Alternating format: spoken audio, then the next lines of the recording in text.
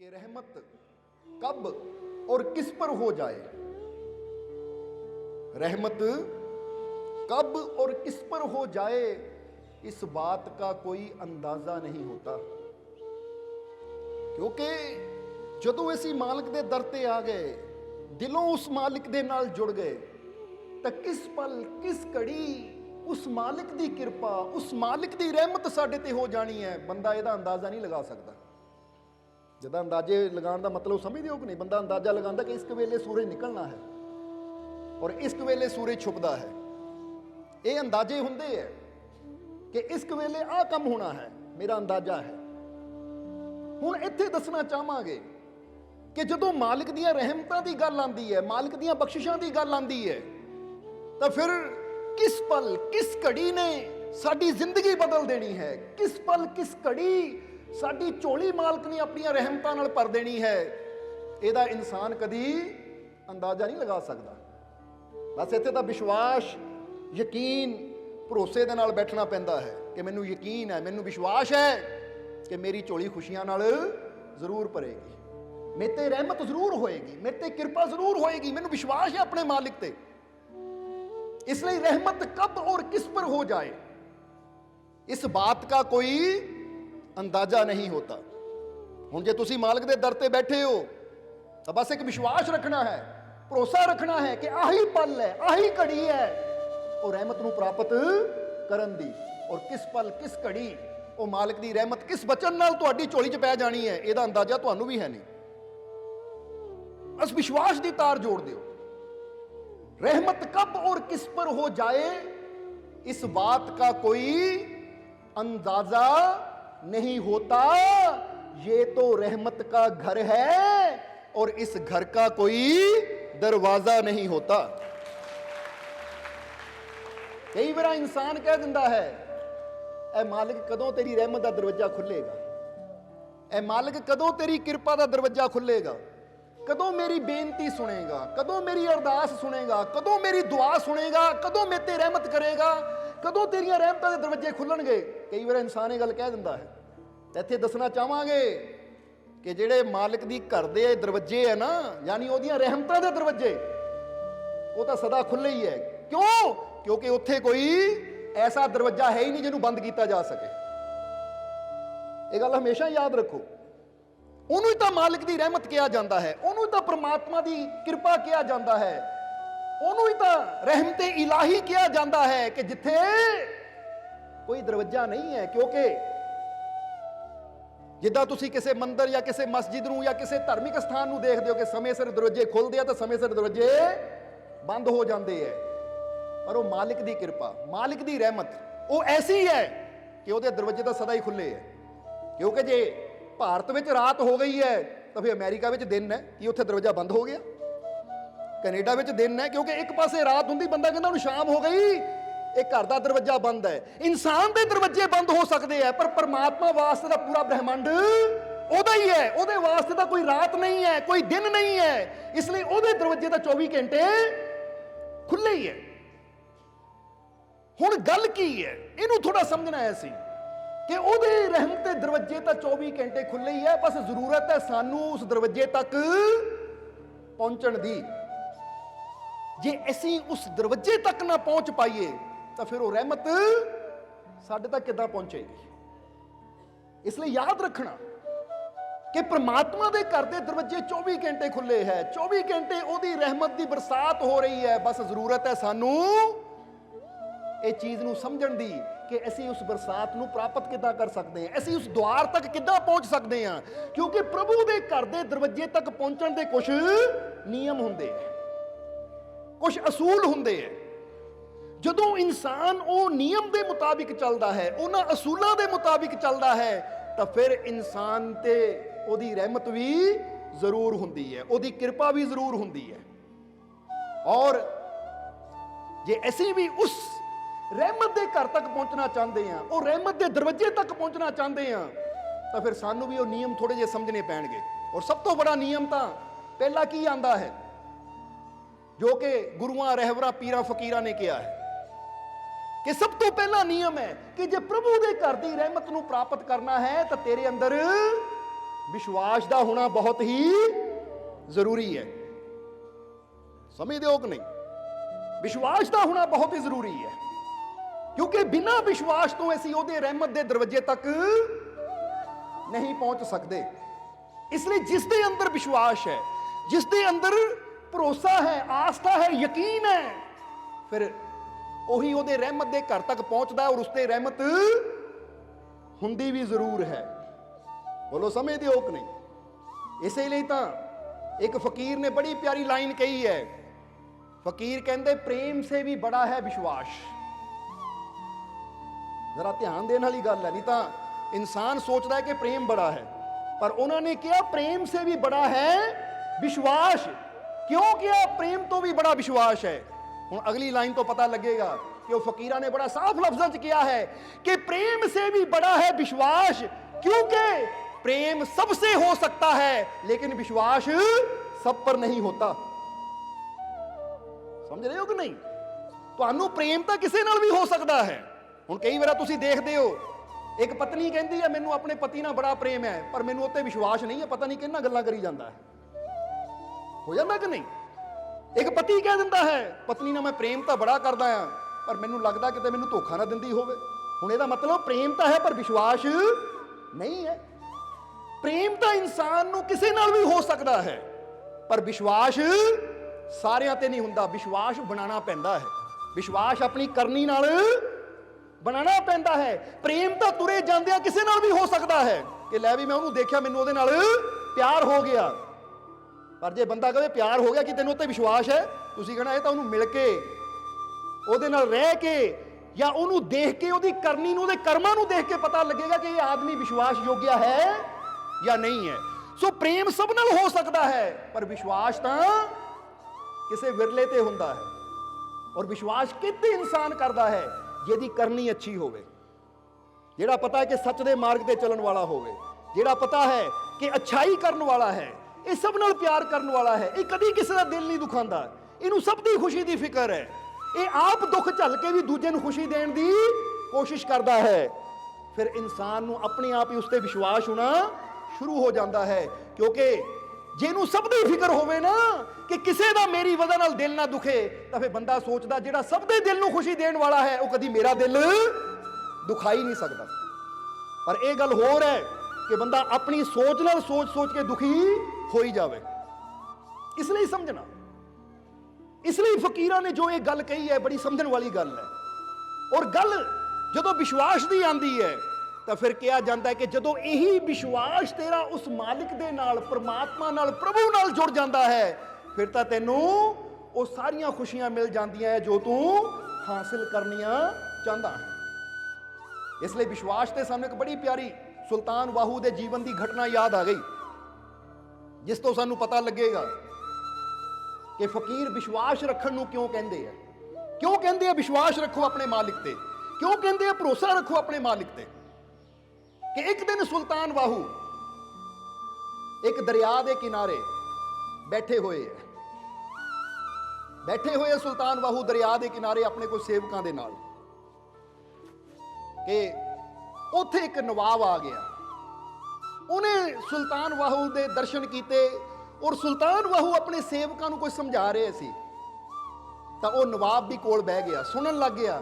तो सुल्तान वाहू उत्थे विश्वास की गल कर रहे सी कि अपने मुर्शद ते, अपने खुदा ते विश्वास रखो, भरोसा रखो, यकीन रखो। हुण जदों विश्वास की गल चल रही सी तो उस नवाब ने सुल्तान वाहू नूं पुछया, कहंदे हजरत तुसीं कह रहे हो खुदा ते अपने मुर्शद ते विश्वास रखो, ये विश्वास रखण नाल की हुंदा है? विश्वास करन नाल की हुंदा है? विश्वास करन दा फायदा की है, लाभ की है? इहदे बारे जरा खुल के दसो कि विश्वास रख के इंसान नूं हासिल की हुंदा है।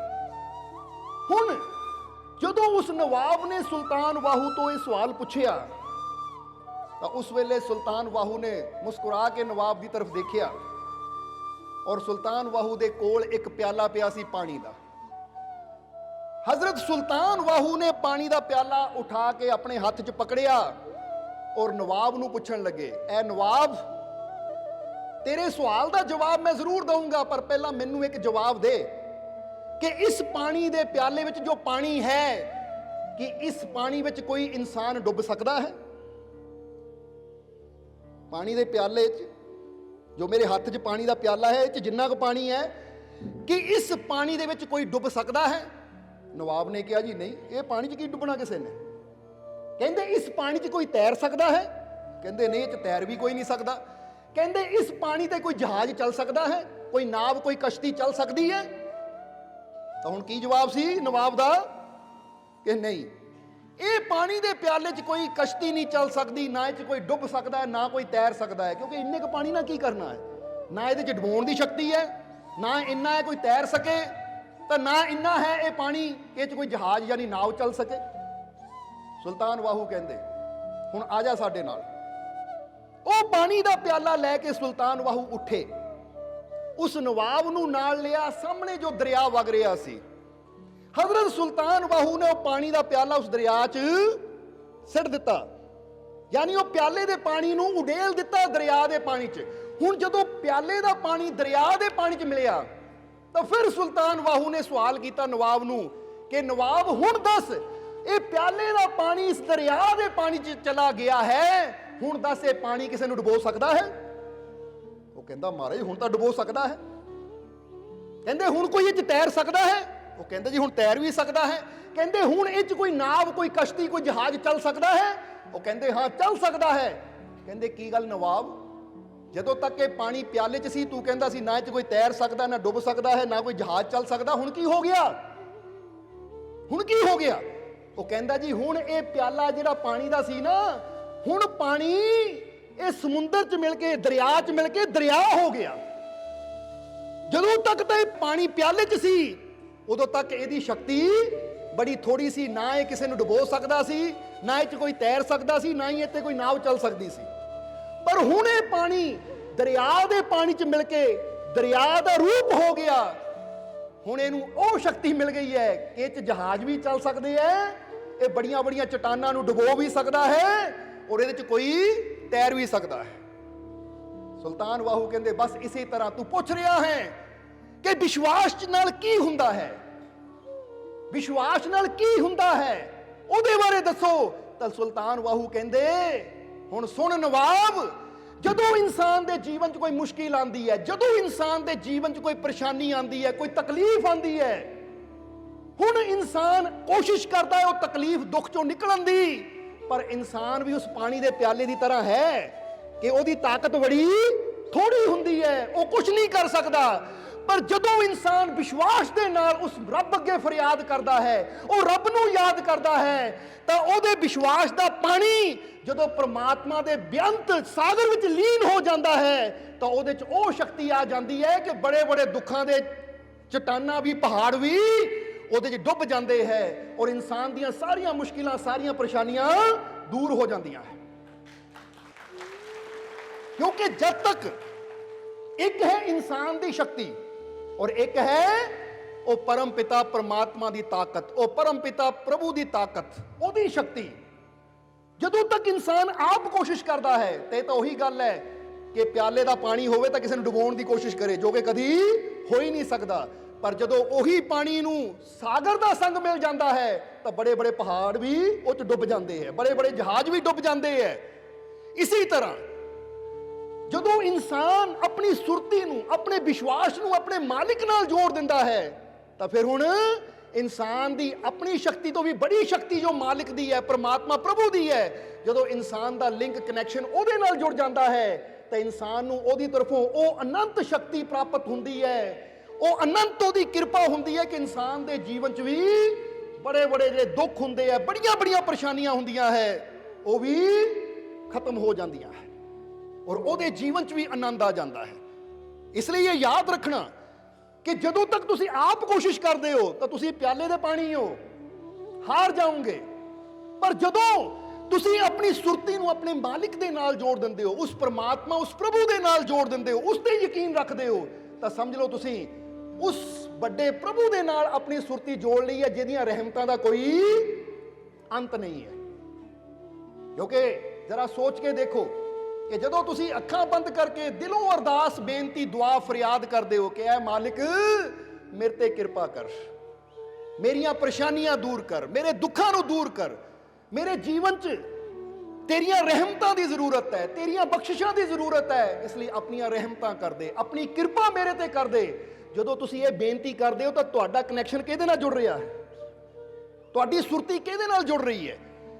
ਤੁਸੀਂ ਆਪਣੀ ਬੇਨਤੀ ਦੇ ਜ਼ਰੀਏ, ਆਪਣੀ ਪ੍ਰਾਰਥਨਾ ਦੇ ਜ਼ਰੀਏ ਉਸ ਪਰਮ ਸ਼ਕਤੀ ਦੇ ਨਾਲ ਜੁੜ ਰਹੇ ਹੋ, ਉਹ ਮਾਲਿਕ ਦੇ ਨਾਲ ਜੁੜ ਰਹੇ ਹੋ, ਉਹ ਭਗਵਾਨ ਦੇ ਨਾਲ ਜੁੜ ਰਹੇ ਹੋ।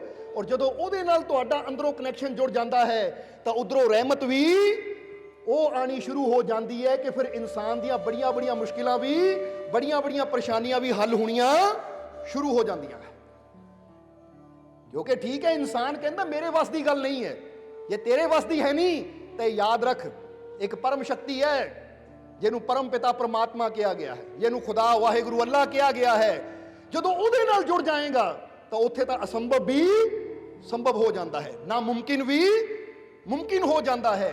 यही गल हजरत सुल्तान वाहू उस नवाब नूं समझा रहे हैं कि जदों तुम ही अपनी सुरती नूं परमात्मा नाल जोड़ दिंदा है ना, ਤਾਂ ਫਿਰ ਤੂੰ ਉਹਦੇ ਨਾਲ ਜੁੜ ਕੇ, ਉਹਦੀ ਰਹਿਮਤ ਦੇ ਨਾਲ ਜੁੜ ਕੇ, ਉਹਦੀ ਉਸ ਰਹਿਮਤ ਨੂੰ ਪ੍ਰਾਪਤ ਕਰ ਲੈਂਦਾ ਹੈ ਕਿ ਤੇਰੇ ਜੀਵਨ ਦੀਆਂ ਸਾਰੀਆਂ ਮੁਸ਼ਕਿਲਾਂ ਦੂਰ ਹੋ ਜਾਂਦੀਆਂ ਹੈ। ਜਦੋਂ ਸੁਲਤਾਨ ਵਾਹੂ ਨੇ ਗੱਲ ਨਵਾਬ ਨੂੰ ਸਮਝਾਈ ਤਾਂ ਫਿਰ ਨਵਾਬ ਨੂੰ ਸਮਝ ਆਈ ਕਿ ਇੱਕ ਛੋਟਾ ਜਿਹਾ ਵਿਸ਼ਵਾਸ ਲਫ਼ਜ਼, ਜ਼ਰਾ ਹੁਣ ਗੌਰ ਕਰਨਾ, ਕਹਿੰਦੇ ਨਾ ਵਿਸ਼ਵਾਸ, ਹੁਣ ਜ਼ਰਾ ਧਿਆਨ ਦੇਣਾ, ਅਗਰ ਇਹਨੂੰ ਦੇਖਿਆ ਜਾਵੇ ਤਾਂ ਕਹਿੰਦੇ ਵਿਸ਼ਵਾਸ। ਬੋਲੋ ਸਮਝਦੇ ਹੋ ਕਿ ਨਹੀਂ?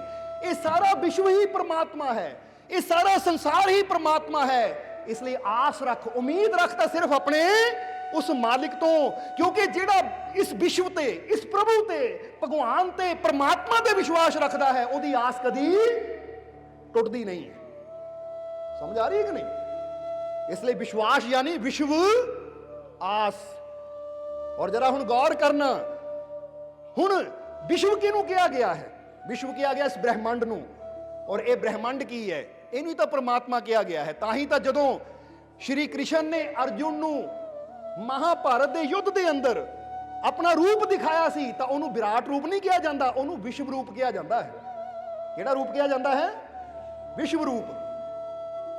विश्व रूप, क्योंकि विश्व रूप कहने का मतलब की है कि ऐसा कोई कण नहीं है, ऐसा कोई स्थान नहीं है, ऐसी कोई जगह नहीं है जिथे वो परमात्मा ना होवे। ये पूरे विश्व के अंदर, ये पूरे ब्रह्मांड के अंदर, ये कण कण के अंदर ओही शक्ति तो समाई हुई है। इसलिए विज्ञान उन्होंने कहता एक पावर है, पावर ऑफ एनर्जी, एक एनर्जी है जिहदी ताकत नाल सारा संसार चल रहा है। विज्ञान ने उन्होंने एनर्जी किया है, तो गुरुआं रहबरां संतां ने उस एनर्जी नूं की नाम दिता है? भगवान परमात्मा वाहिगुरु अल्लाह। ਹੁਣ ਜਦੋਂ ਅਸੀਂ ਉਸ એનર્ਜੀ ਦੇ ਨਾਲ ਆਪਣਾ ਕਨੈਕਸ਼ਨ ਜੋੜ ਦਿੰਦੇ ਹਾਂ, ਕਿਉਂਕਿ ਇਹ ਗੱਲ ਹਮੇਸ਼ਾ ਯਾਦ ਰੱਖਣਾ, ਅਸੀਂ ਇਹ ਗੱਲ ਬਾਰੇ ਬੜਾ ਖੋਲ ਕੇ ਦੱਸਿਆ ਸੀ ਕਿ ਇਨਸਾਨ ਜਿੱਥੇ ਆਪਣਾ ਧਿਆਨ ਜੋੜ ਦਿੰਦਾ ਹੈ ਨਾ, ਫਿਰ ਉਹੀ ਤਾਕਤ ਇਨਸਾਨ ਨੂੰ ਪ੍ਰਾਪਤ ਹੋਣੀ ਸ਼ੁਰੂ ਹੋ ਜਾਂਦੀ ਹੈ। ਕਿਉਂਕਿ ਜਿਹੜੀ ਚੀਜ਼ ਵੱਲ ਸਾਡਾ ਧਿਆਨ ਜਾਂਦਾ ਹੈ, ਫਿਰ ਉਹੀ ਚੀਜ਼ ਸਾਡੇ ਜੀਵਨ 'ਚ ਆਣੀ ਵੀ ਸ਼ੁਰੂ ਹੋ ਜਾਂਦੀ ਹੈ। ਇਸ ਲਈ अगर तुसी ओदी रहमत नूं प्राप्त करना चाहते हो, ओदी बख्शिश नूं प्राप्त करना चाहते हो, तो फिर ओदी रहमत नूं प्राप्त करन दा जरिया है कि अपने ध्यान नूं पूरे विश्वास दे नाल अपने मालिक नाल जोड़ दिओ कि मैनूं विश्वास है अपने मालिक ते, मैनूं यकीन है अपने मालिक ते। उठदे बैठदे तुरदे फिरदे जदों इंसान अपने मालिक नूं याद करदा है, उस ते विश्वास रखदा है, तो फिर जिधर इंसान दी सुरती हुंदी है, फिर उधरों एनर्जी आनी भी शुरू हो जाती है। ये गल हमेशा याद रखना। सब्सक्राइब कीजिए सर्व साझा दरबार के ऑफिशियल यूट्यूब चैनल को। मालिक जी के सत्संग की वीडियो सबसे पहले अपने मोबाइल आईपैड पर देखने के लिए सब्सक्राइब बटन दबाते समय बेल आइकन प्रेस करें और साथ में ऑल नोटिफिकेशन को भी ऑन करें। जय माता दी।